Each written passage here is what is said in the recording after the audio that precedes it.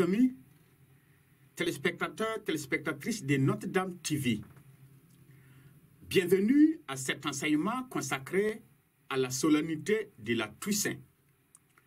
En effet, tous les ans, l'Église catholique célèbre la fête de la Toussaint le 1er novembre.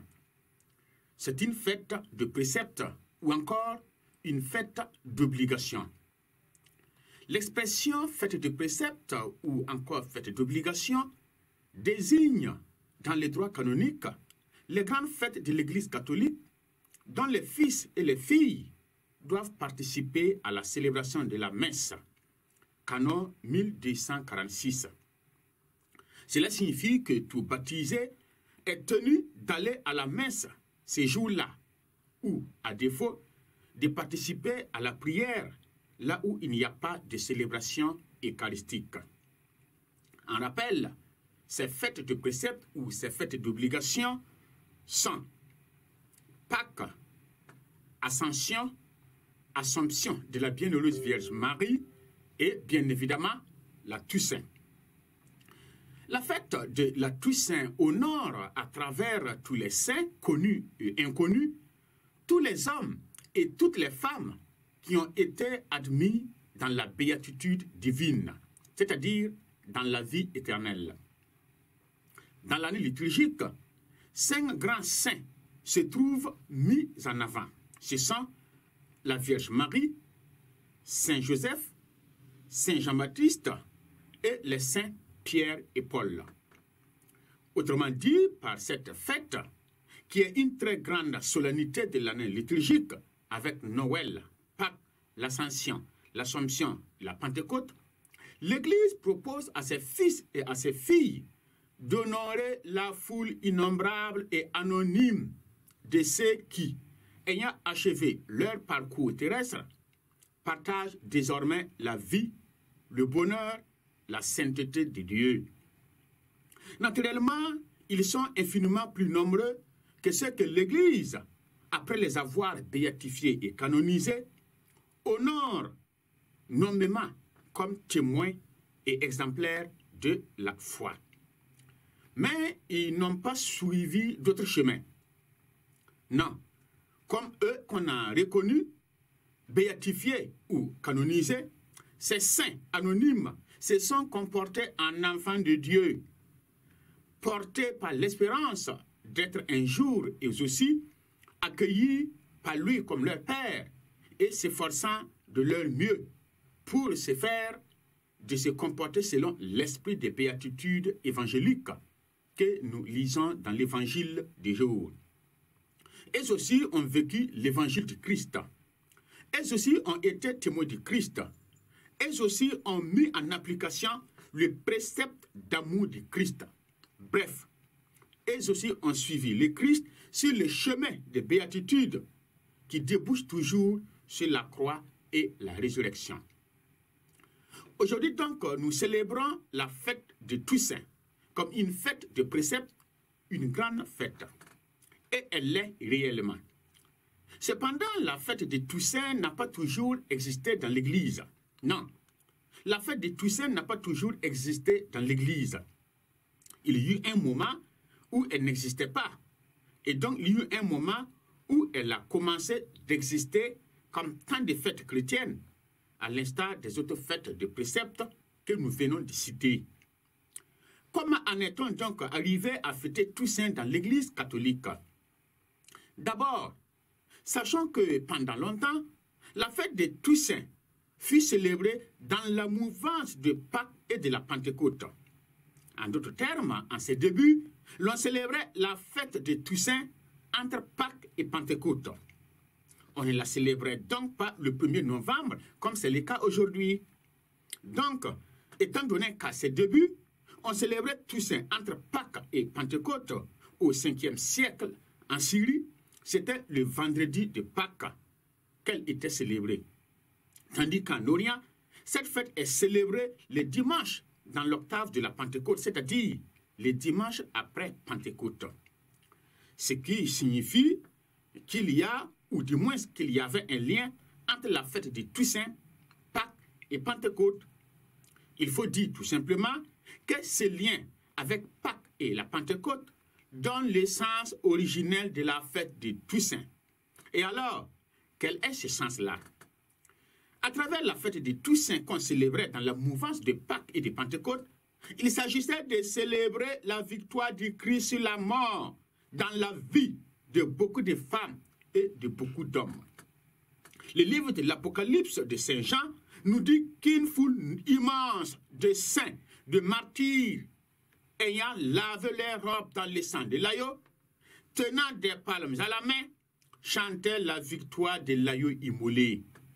C'est cette foule immense que nul ne peut dénombrer qui est honorée à travers la fête de Toussaint. Leur victoire est bien celle de l'agneau. Donc, en les célébrant, c'est la victoire et la gloire du Christ, agneau vainqueur, qui est célébré et honoré, proclamé et chanté. Si la fête de Toussaint se célébrait déjà au 5e siècle en Syrie et en Orient, au même moment, elle se célébrait aussi à Rome. Et c'était le dimanche après la Pentecôte. Mais, le 13 mai 610, elle fut déplacée une première fois par le pape Boniface IV au jour d'anniversaire de la dédicace de l'ancien Panthéon, transformé en église sous le vocable de Sainte Marie et des Martyrs. Qu'est-ce que le Panthéon? Le Panthéon était un temple païen qui abritait tous les dieux. Mais il sera pris par l'Église, comme tant d'autres temples païens et édifices, lorsqu'elle aura définitivement la paix, devenant une religion d'État sous le règne de l'empereur Constantin. L'Église prend donc le Panthéon, le purifie, le transforme en une Église chrétienne pour abriter non plus les divinités païennes, mais les corps des martyrs et des saints qui étaient jusque-là enterrés dans les catacombes de Rome. Le pape Boniface IV voulait ainsi honorer la foule des martyrs dont il avait fait transférer les corps des catacombes à l'ancien temple païen, c'est-à-dire le Panthéon. C'est à partir de ce moment-là que cette fête fut connue sous le nom de Fête de tous les martyrs, de tous les saints et de Marie. Mais elle sera transférée définitivement au 1er novembre par le pape Grégoire III, qui dédicaça en ce jour-là une chapelle de la basilique Saint-Pierre en l'honneur de tous les saints. Le pape Grégoire IV, en 835, ordonna que la fête de Toussaint soit fêtée dans le monde entier dans l'Église universelle. De fait, jusque-là, cette fête était célébrée uniquement dans les églises particulières, aussi bien en Orient qu'en Occident. Elle n'était pas encore connue dans l'Église universelle et dans le monde entier. Elle sera donc étendue à l'Église universelle par le pape Grégoire IV en 835. Tel est, chers amis, de façon succincte et résumée, l'historique de la fête de Toussaint que nous célébrons aujourd'hui. Mais qu'est-ce que cette fête nous suggère? D'abord, chers amis, laissons-nous aller à l'explosion de joie que suscite en nous cette fête de Toussaint. Une fête joyeuse de tous ceux et de toutes celles qui, dans la maison du Père, nous attendent et nous tendent la main. Grands saints, petits saints, saints connus, saints plus ou moins inconnus encore, saints anonymes tout court. Ils nous tendent les mains pour nous accueillir parmi eux dans la gloire éternelle du Père. À travers eux, l'on fête la victoire du Christ sur la mort et par extension, notre victoire future et définitive. C'est la première chose que nous suggère la fête de Toussaint. Parler de notre victoire future et définitive, aussi bien sur le mal que sur la mort, c'est évoquer une des vertus théologales qu'est l'espérance. Et alors, la fête de Toussaint est aussi une invitation à l'espérance. Soyons des hommes et des femmes d'espérance. Là où l'horizon semble définitivement bouché, où il n'y a plus rien à faire, à attendre ou à espérer, là où semblent régner les ténèbres, la tristesse, le malheur et la mort, eh bien, Dieu fait toujours jaillir la lumière, la joie, le bonheur et la vie. Cette foule immense que la liturgie de Toussaint nous fait contempler est constituée d'hommes, de femmes, d'enfants qui, durant toute leur vie, sont restés fidèles à Jésus dans les tribulations, les persécutions, les nuits, les ténèbres, etc. Comme eux, nous partagerons cette joie éternelle dans la mesure où nous restons aussi attachés au Christ. En somme, l'Église nous propose cette vision de gloire pour nous inviter à toujours vivre dans l'espérance du renouveau par-delà la mort. La mort n'aura jamais le dernier mot sur ceux qui vivent dans l'amour du Christ, selon les béatitudes. Ensuite, l'Église, notre mère, veut aussi nous rendre conscients et nous aider à prendre conscience de notre solidarité avec tous ceux qui sont entrés dans le monde invisible. Oui, nous sommes solidaires avec nos frères et sœurs qui nous ont précédés dans la gloire de Dieu. Nous formons avec eux le seul et même peuple sauvé, la seule et même Église du Christ. Même si eux, ils sont appelés Église du ciel et nous, Église de la terre, eh bien, nous sommes solidaires. Nous formons un seul et même peuple. Nous ne sommes pas à part, eux et non plus, ils ne sont pas à part. C'est donc dans la joie que nous fêtons les saints et les saintes, dont nous croyons qu'ils vivent désormais près de Dieu, où ils intercèdent pour nous. Chaque saint vit intensément de la cité, la Jérusalem d'en haut, un royaume ouvert à ceux qui auront vécu selon les béatitudes. Ils sont l'Église du ciel parce qu'ils ont atteint le but de leur existence qui est un cheminement vers le ciel. Et nous sommes Église de la terre parce que nous sommes encore en cheminement sur la terre vers notre patrie qui est le ciel. Ils ont été sauvés par le Christ. Ils sont nés de son côté ouvert. Nous aussi, nous serons sauvés par le Christ qui nous fera naître et renaître de nouveau de son côté ouvert. Nous avons donc un destin commun et pour cela, nous sommes solidaires. Nous partageons déjà leur bonheur, lequel bonheur procède de Dieu. Enfin, à travers cette fête de Toussaint, l'Église invite ses fils et filles à prendre de nouveau conscience de leur vocation première, celle à la sainteté. Soyez saints, comme votre Père céleste est saint, dit Jésus. Nous sommes appelés à la sainteté de Dieu. Les chemins pour y parvenir sont multiples et divers. Et chacun, là où il est, chacun dans son état de vie, peut y accéder. Oui, la sainteté est à la portée de tous les chrétiens. Car si le Christ nous y invite, si le Christ nous invite à être saints, c'est qu'il nous a donné les moyens, d'abord sa grâce, et donc nous en sommes capables. Prendre conscience de notre vocation à la sainteté suppose, avant tout, mourir en nous et nourrir en nous le goût de la sainteté. Fortifier en nous le désir de la sainteté, rechercher la sainteté, bref, vouloir devenir saint.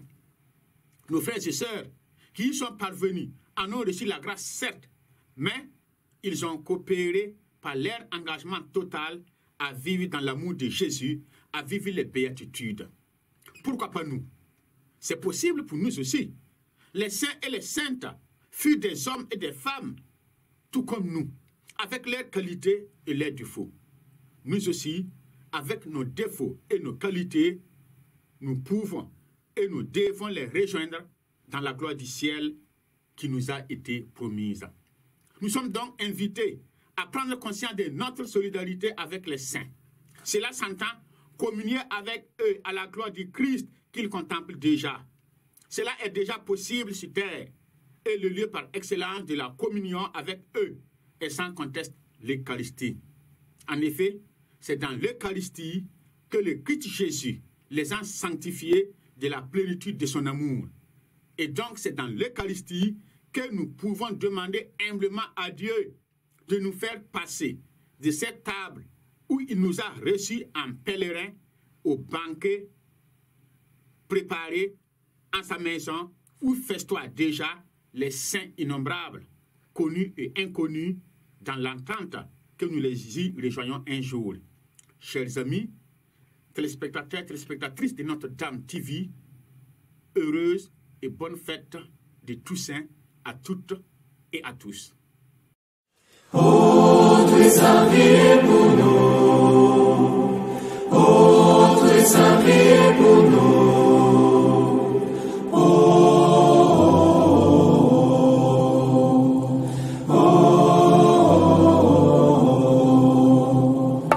Oh, tu es sacrifié pour nous. Oh, tu es sacrifié pour nous. Ô Seigneur, prends pitié. Christ, prends pitié. Sainte Marie, Mère de Dieu, Tu es sacrifié pour nous. et Joseph, son époux, Tu es sacrifié pour nous. Joachim et Anne, Jean-Baptiste le précurseur,